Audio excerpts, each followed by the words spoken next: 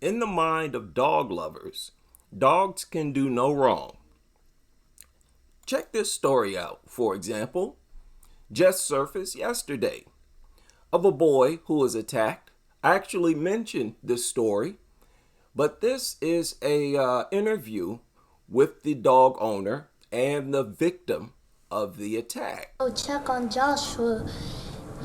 The dog started biting him, like attacking him and jumping over him. Julian Rivera nearly lost his twin brother Joshua Tuesday afternoon. The 11-year-old was mauled by his aunt's dog inside their apartment and rushed to the hospital. He's in the trauma unit, so he's getting skin grafts. This is his auntie.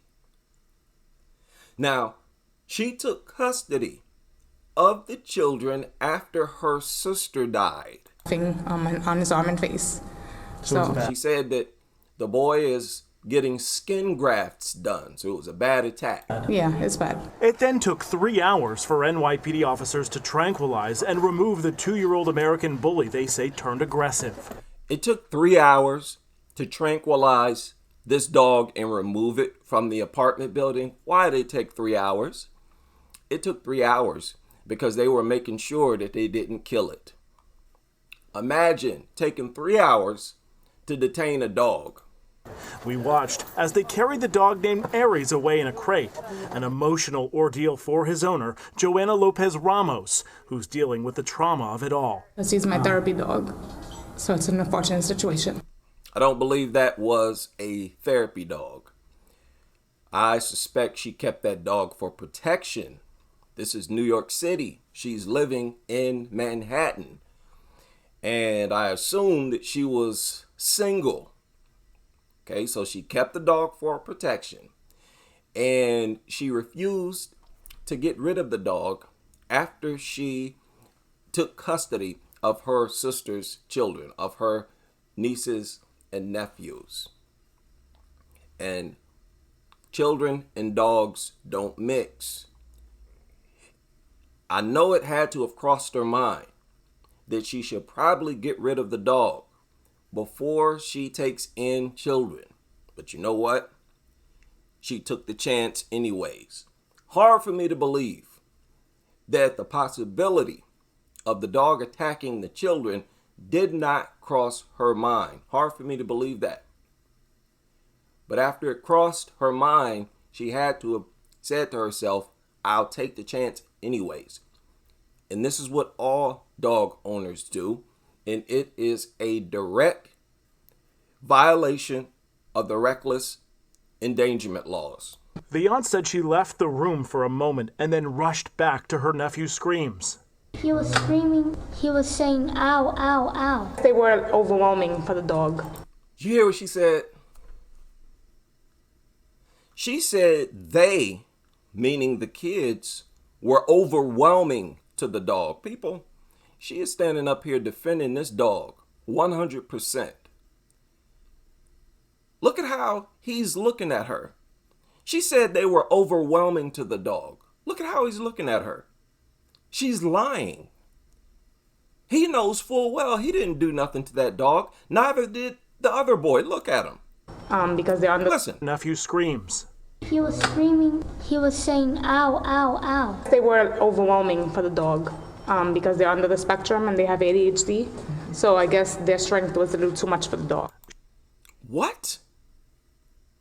She said that the kids were overwhelming to the dog because the kids were under the spectrum and they have ADHD. What is she talking about?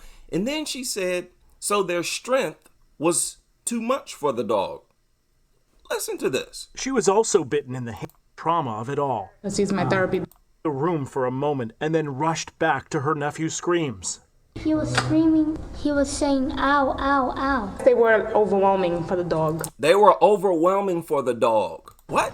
Because they're under the spectrum and they have ADHD. Because they're under the spectrum and have ADHD. So I guess their strength was a little too much for the dog. Their strength was too much for the dog. First of all, no.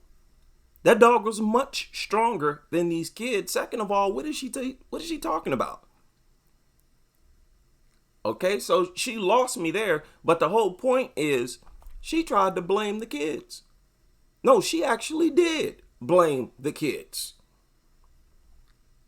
How on earth could these kids overwhelm this dog? No.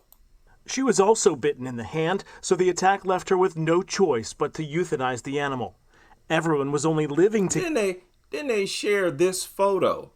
Look at how she is glorifying the dog. She's not so much in shock that she almost lost her nephew. Her tears are for this dog. She said it herself. She said it's because it was my therapy dog. She didn't say, well, I almost lost my nephew after I lost my sister. That's why I'm crying. No, she was crying because the dog was killed. Together for the past 2 months, telling us she took custody of her 3 nephews after their mom passed away in June, dying of cancer. Because I'm kind of hurt with my nephew getting hurt, and I'm not going to have my dog anymore either. Man, another reason why first of all, you don't take these things in as pets, and you definitely don't humanize them. Because the fact that she's been humanizing this thing so much, that made it more difficult for her to get rid of it before she took custody of her nieces and nephews. I think they're all nephews. Which is what she was supposed to do. She was supposed to get rid of the thing. Stop with this, oh, I need protection. Get yourself a gun. Get multiple guns. And trust your ability to use them. Go out to a shooting range and practice, train, and learn to trust your own hand, your own mind, rather than trusting a mutant beast with a mind of its own that actually has an instinct to attack unprovoked. And this was an unprovoked attack as always.